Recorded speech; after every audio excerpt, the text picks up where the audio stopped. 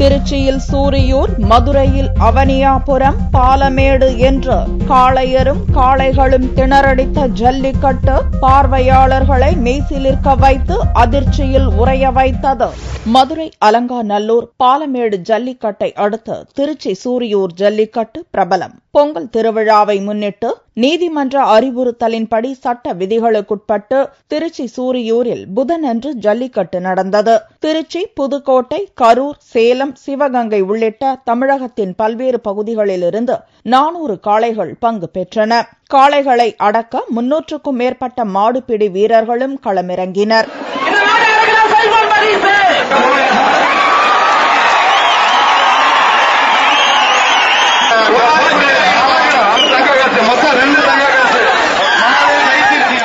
வாடிவாசல் வழியாக துள்ளி குதித்து வந்த காளைகளை குறிப்பிட்ட எல்லைக்கோடு வரை திமிலை பிடித்துச் சென்ற மாடுபிடி வீரருக்கு சைக்கிள், டிவி, மொபைல் போன் உள்ளிட்ட பல்வேறு பரிசுகள் வழங்கப்பட்டன. மல்லுக்கட்டி காயமடைந்த வீரர்களுக்கு உடனடியாக மருத்துவ குழுவினர் சிகிச்சை அளித்தனர். நான் முறையா இது மாதிரி ஜல்லிக்கட்டு பாக்குறேன். இங்க நல்லா ப்ரொடெக்ஷனோட நல்லா ஃப்ரீயா எந்த பிரச்சனையும் இல்லாம பாத்துட்டு இருக்கோம். டிவில பாக்குறதோட நேர பார்க்கும் போது நல்லா ஜாலியா இருக்கு.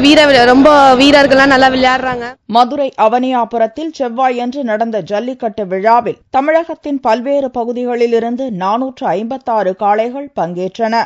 300 வீரர்கள் களமிறங்கினர்.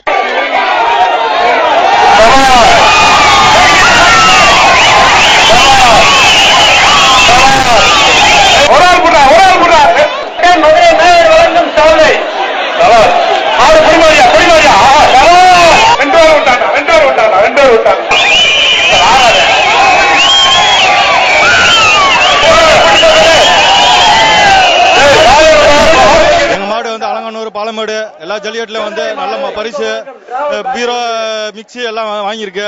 இந்த வருடத்துல எங்க கழட்டு பிரைஸ் ஆட்டுவாங்க நினைச்சு வந்திருக்கேன்.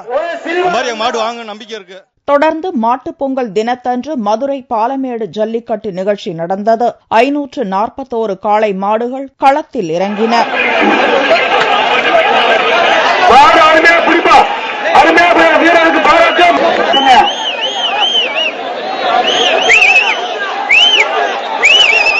பாலமேட்டில் 2 மணிக்கே ஜல்லிக்கட்டு முடிக்கப்பட்டதால் பலரும் ஏமாற்றத்துடன் திரும்பினர். மாவட்ட நிர்வாகத்தினருடன் 1500 போலீசார் பாதுகாப்பில் ஈடுபட்டனர்.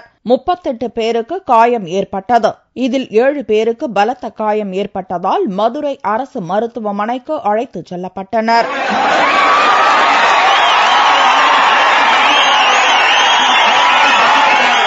தமிழ்நாடு ஃபுல்லாக எங்கெங்க ஜல்லிட்டு நடக்கும் எல்லாருக்கும் மாடு கொண்டு அவுத்து நல்ல முறை பரிசு வாங்கி வந்துருக்கான். இந்த வருஷம் பாலமேட்டுக்கு வந்திருக்கான். மாடு நீச்சல் போடுறது, பருத்தி விதை, இந்த மாதிரி இறையல் வச்சு மாடு கவுறு போட்டு பழகுறது, இந்த மாதிரி விளையாட்டுகள்லாம் நிறைய பழகிட்டாங்க, கொண்டு வர்றோம். அதை கண்டிப்பா வெற்றி அடையணும் நம்பிக்கையில போய்கிட்டு இருக்கோம். இது வரைக்கும் நாங்க ஒரு 10 ஜல்லிக்கட்டு எடுத்து போயிருக்கேன். பாலமேடு ஜல்லிக்கட்டுக்கு வந்திருக்கு. இதுக்கு பிரைஸ் சைக்கிள் வாங்கியிருக்கேன், ஒரு பீரோ ஒன்று வாங்கியிருக்கேன், ஒரு தங்க காசு வாங்கியிருக்கேன். இன்னைக்கும் தரமான பரிசு எதிர்நோக்கி கொண்டு வந்திருக்கேன். காளைகளை தனியாக அடக்கிய வீரர்களுக்கு மட்டுமே பரிசுகள் வழங்கப்பட்டன. பிடிபடா மாடுகளின் உரிமையாளர்களுக்கு பரிசுகள் வழங்கப்பட்டன. இந்நிகழ்ச்சியை காண பல்வேறு மாவட்டங்களிலிருந்து ஏராளமானோர் வந்திருந்தனர். திருச்சி மணப்பாறையில் வியாழக்கிழமையன்று ஜல்லிக்கட்டு நடக்க இருந்தது.